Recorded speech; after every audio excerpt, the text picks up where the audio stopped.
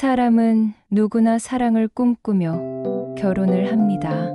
영원할 것만 같은 행복, 뜻없이 이어질 것 같은 따뜻한 순간들. 그러나 때로는 그 사랑이 가장 깊은 상처가 되어 돌아오기도 합니다. 오늘 들려드릴 이야기는 한 부부의 결혼에서 시작해 결국 누구도 상상하지 못했던 비극으로 끝나버린 너무나도 안타까운 사연입니다. 이야기 속 모든 인물과 배경은 창작으로 각색되었습니다. 특정 인물이나 사건과는 전혀 무관합니다. 다시는 같은 비극이 반복되지 않기를 바라는 마음으로 지금부터 이야기를 시작하겠습니다. 서울 외곽의 작은 아파트. 햇살이 스며드는 창가, 바람에 살짝 흔들리는 커튼, 작지만 새하얀 가구와 주방. 두 사람이 함께 고른 신혼살림이 가지런히 놓여 있습니다. 민수와 혜정, 결혼한 지 이제 겨우 3개월밖에 되지 않은 부부였습니다. 구독과 좋아요는 사랑입니다. 두 사람의 시작은 평범했습니다. 직장에서 우연히 알게 되었고 서로의 따뜻한 면에 끌렸습니다. 주말이면 함께 영화관에 가고 작은 카페에서 나란히 앉아 커피를 마셨습니다. 처음에는 모든 것이 좋았습니다.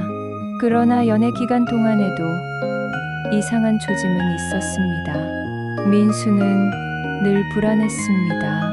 혜정이 전화를 받지 않으면 수십 통의 부재중 전화를 남겼습니다. 잠시 연락이 닿지 않아도 나를 피하는 거냐라며 화를 냈습니다.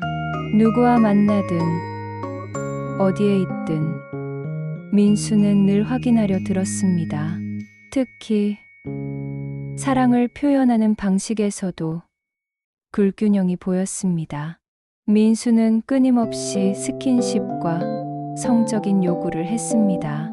혜정이 피곤하다며 거절하면 서운함을 넘어 분노를 드러내곤 했습니다. 내가 너를 사랑하는데 왜 못 받아주는 거야? 사랑한다면 당연히 할 수 있는 거잖아. 혜정은 그때마다 불편했습니다. 하지만 사람마다 표현 방식이 다르겠지 하며 스스로를 다독였습니다. 그리고 결혼하면 달라질 거야. 안정되겠지. 라며 자신을 설득했습니다. 그러나 그 불안은 결혼 후 더욱 짙어졌습니다. 민수의 집착은 더 커졌고 요구는 더 잦아졌습니다. 그리고 혜정이 그 모든 것을 감당하기엔 너무 지쳐 있었습니다. 결혼 몇 주 뒤 혜정은 임신을 했습니다. 두 사람은 설레는 마음으로 아기의 이름을 이야기했습니다. 민수는 아들이면 축구를 가르치고 싶다며 웃었고 혜정은 딸이면 피아노를 치게 하고 싶다며 행복해했습니다. 그러나 그 기쁨은 오래가지 못했습니다. 아이를 지켜내지 못했습니다. 유산. 그 단어는 혜정의 몸과 마음을 무너뜨렸습니다. 밤마다 눈물이 흘렀고 작은 소리에도 가슴이 덜컥 내려앉았습니다. 몸은 회복되지 않았고 마음은 더욱 깊이 병들어갔습니다. 그럼에도 민수는 여전히 남편으로서의 사랑을 원했습니다. 스킨십, 가까운 관계, 몸의 교감. 하지만 혜정은 고개를 저었습니다. 민수야, 난 아직 준비가 안 됐어. 나 너무 힘들어. 제발 조금만 기다려줘.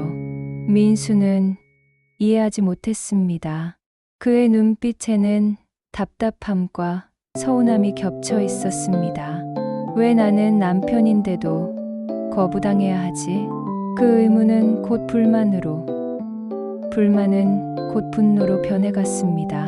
시간이 흐르면서 부부의 대화는 점점 짧아지고 날카로워졌습니다. 민수는 짜증을 감추지 않았습니다. 사랑한다면 당연히 할 수 있는 거잖아. 그게 부부 아닌가? 혜정은 울분을 터뜨렸습니다. 민수야, 난 지금 숨 쉬는 것도 힘들어. 몸도 마음도 다 무너졌어. 이런 식이면 우리 정말 못 살 것 같아. 민수는 그 말을 듣고도 고개를 끄덕이지 못했습니다. 그의 마음 속에는 억울함이 쌓였습니다. 나는 남편인데 왜 이토록 거부당해야 하지? 이게 정상인가? 혜정은 홀로 방에 앉아 긴 한숨을 내쉬었습니다. 그리고 결국 친구에게 속내를 털어놓았습니다. 결혼 전부터 뭔가 불안한 느낌이 있긴 했어. 그땐 그냥 사랑이라고 믿었는데 지금은 두려워. 정말 무서워. 그리고 비극의 밤은 그렇게 찾아왔습니다. 3월의 어느 저녁, 창밖에는 빗방울이 떨어지고 있었습니다. 민수는 술에 취한 채 비틀거리며 집에 들어왔습니다. 방 안의 공기는 무겁게 가라앉아 있었습니다. 혜정아, 오늘은 그냥 안아줘. 우리 부부잖아. 그러나 혜정은 고개를 저었습니다. 민수야, 제발 그만해. 난 이제 못하겠어. 나 좀 놔줘. 그 순간 민수의 눈빛은 흔들렸습니다. 그리고 곧 분노로 바뀌었습니다. 술기운과 쌓인 감정이 폭발하며 그는 가장 소중했던 사람의 목을 움켜쥐었습니다. 짧은 비명, 무너지는 의자, 그리고 정적. 혜정의 숨결은 끊겼습니다. 민수는 떨리는 손으로 아내를 바라보며 중얼거렸습니다. 이건 잠깐의 다툼이었을 뿐이야. 실수야. 우발적인 거야. 그러나 이미 되돌릴 수 없는 일이 되어버렸습니다. 며칠 뒤 장례식장이 차려졌습니다. 민수는 검은 정장을 입고 상주로 서 있었습니다. 그의 눈에서는 눈물이 흘렀습니다. 조문객들은 참 의젓하다. 어린 나이에 너무 가슴 아픈 일을 겪었다며 그를 위로했습니다. 하지만 민수의 마음은 차갑게 굳어 있었습니다. 이 정도면 아무도 모를 거야. 모두 속아 넘어가겠지. 그러나 진실은 오래 숨겨지지 않았습니다. 장례식장에 들어선 경찰. 짧은 대화 후 민수의 손목에 수갑이 채워졌습니다. 조문객들은 충격에 휩싸였고 빈손은 술렁였습니다. 민수는 결국 체포되었습니다. 조사실. 민수는 고개를 숙이고 말했습니다. 우발적이었습니다. 그럴 생각은 전혀 없었어요. 그러나 경찰은 증거를 내밀었습니다. 혜정의 휴대폰에 남아있던 문자. 난 이제 더 이상 못해. 제발 그만 좀 해줘.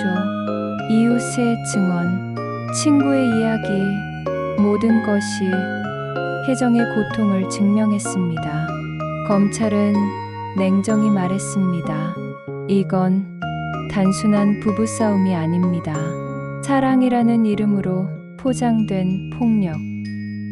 인간의 존엄을 짓밟은 범죄입니다. 법정. 민수는 피고인석에 앉아 있었습니다. 방청석에는 눈물 흘리는 혜정의 부모가 앉아 있었습니다. 그들의 눈빛은 분노와 슬픔, 그리고 깊은 허망함으로 가득 차 있었습니다. 검찰은 무기징역을 구형했습니다. 민수는 마지막으로 고개를 들었습니다. 저는 돌이킬 수 없는 잘못을 했습니다. 그날로 돌아갈 수만 있다면 제 목숨이라도 바치고 싶습니다. 그러나 이미 시간은 거꾸로 흐를 수 없었습니다. 사랑이란 서로의 고통을 이해하고 존중할 때 비로소 완성됩니다. 하지만 사랑을 강요하는 순간 그것은 폭력이 됩니다. 이 부부의 비극은 우리에게 묻습니다. 당신이 말하는 사랑은 정말 사랑입니까? 이 이야기는 실제 사건을 모티브로 하여 각색한 창작 스토리입니다. 특정 인물이나 사건과는 무관하며 다시는 같은 비극이 반복되지 않기를 바라는 마음으로 전해드립니다.